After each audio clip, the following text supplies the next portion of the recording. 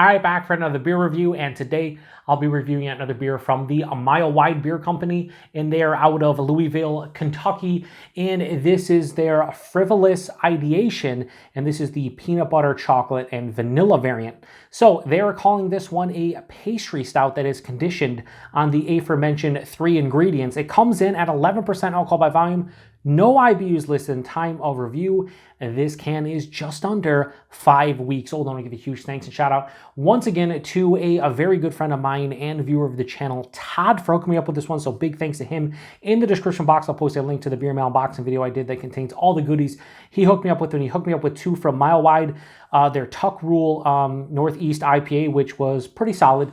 Need a little bit more sweetness, but it was solid. And then this one. So here's the thing about Mile Wide, at least for this beer.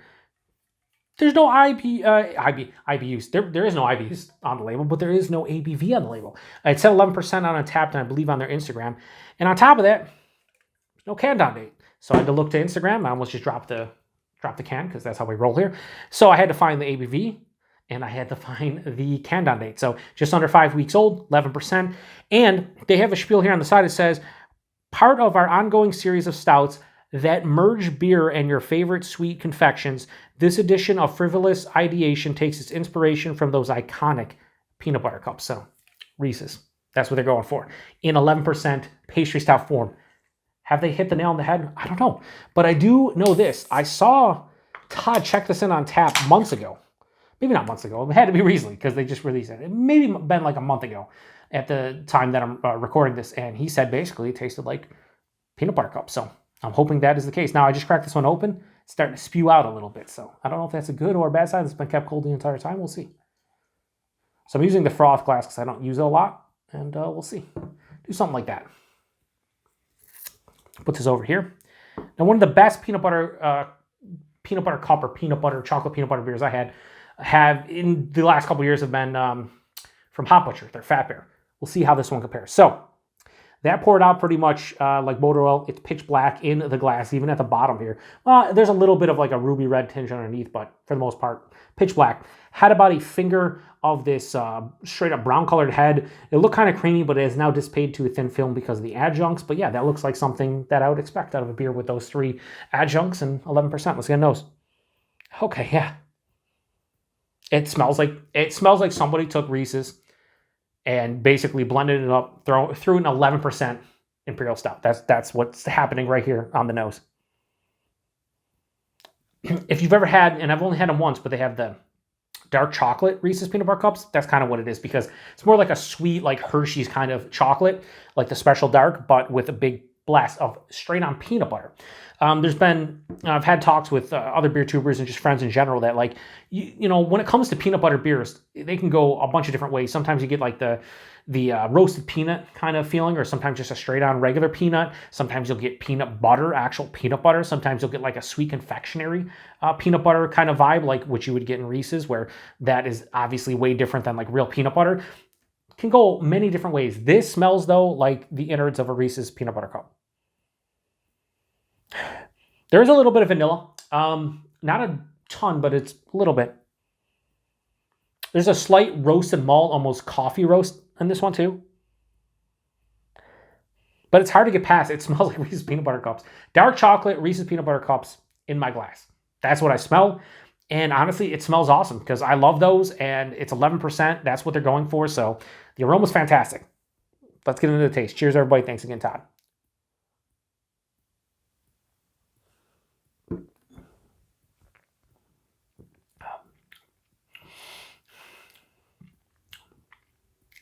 It's really nice. That is really nice. Oh. Okay, so I wasn't getting a ton of peanut butter on that first sip. But the aftertaste, it's like a lingering, like Reese's, the innards of a Reese's peanut butter cup.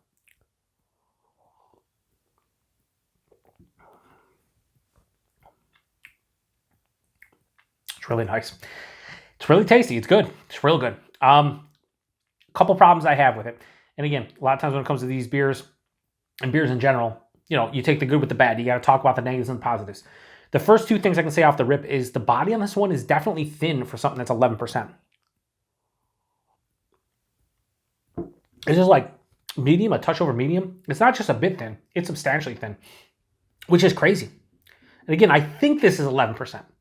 They don't say, I'm going to look on this label again. Is there ABV somewhere? Maybe I'm just talking off my ass. Is there a ABV? No ABV, nowhere. So again, I think this is 11% ABV. If it's not, and it's thinner, and it's a 6 or 7, I get it. If this is 11, it's thin. The mouthfeel is nice. It's carbonated, but it's undercarb, so it has that nice, soft, smooth, almost creamy kind of sensation to it. So the mouthfeel is really nice. Body, definitely thin. The taste, it's not overly complex. I'm not going to sit here and pull out like 10 different characters, but I will say this. From the palate, there's a little bit of roasted malt. There's a little bit of roasted malt and like coffee roast, but instantly it turns into sweet dark chocolate. Again, Hershey Special Dark. Maybe like a 30 or 40% cacao bar. It has a sweetness that isn't huge, but it's definitely, a little bit sweet, but it's 100% dark chocolate to my palate. Then as it passes through, the peanut butter starts rolling in. And again, it's like the innards of a Reese's peanut butter cup, but it's not as sweet as you anticipate, which is actually welcome because then it'd be too sweet. And it kind of lingers on the back of the palate. And this one finishes with a semi-dry kind of finish and really no bitterness. There's like an earthy kind of slight bitterness, but very, very minute. This is sweet, but this is not like grossly sweet. This is not cloying. This is not too much. It's nice.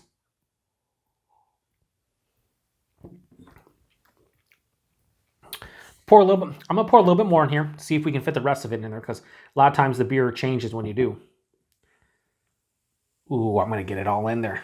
Nice. I think this is a 13-ounce glass, so should be fine. Let me see if that changed anything. Maybe the body, maybe all the goodies were at the bottom.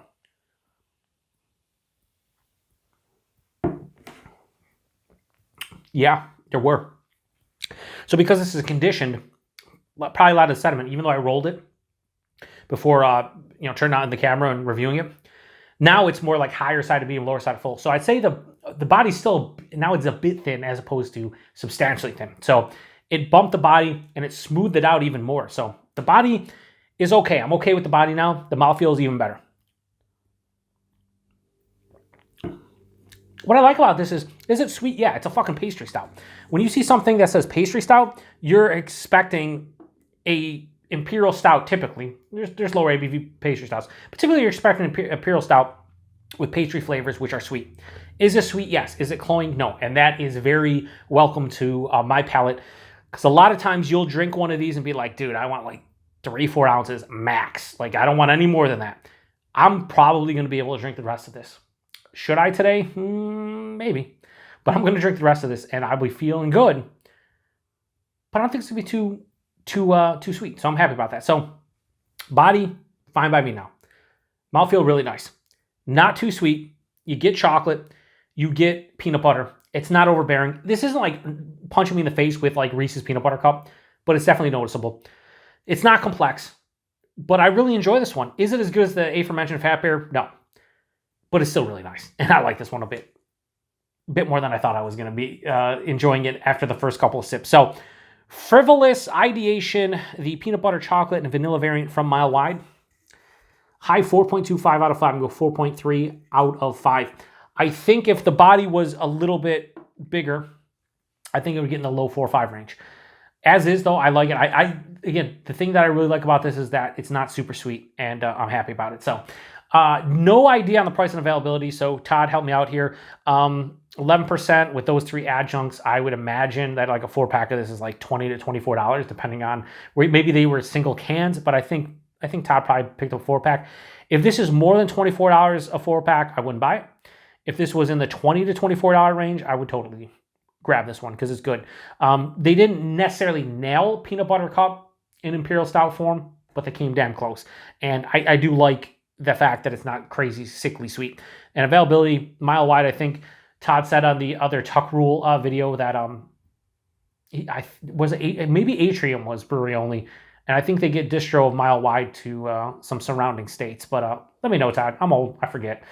I post a lot of videos, a lot of comments. So sometimes I just forget what people say sometimes. And that's on this guy. Totally not on Todd. But huge thanks to Todd for this one. Definitely better than the Tuck Rule. I really enjoy this one. Yeah, I'm going to drink the rest of this one off camera and enjoy it. Oh, yeah. 11%. I didn't talk about the ABV, did I? I'll tell you what, right now, there is no astringency on the palate. There's definitely a warming in the chest.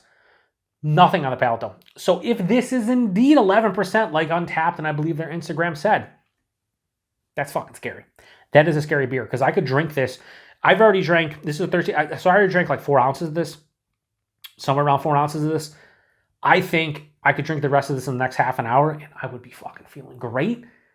And if I didn't know what the ABV is, I'd be like, what the hell just happened? So highs the alcohol extremely well. So huge thanks to Todd for this one. If you happen to have this one before, and again, I'm not sure a lot of people outside of Todd drink mile-wide beer stuff that are subbed or review my channel.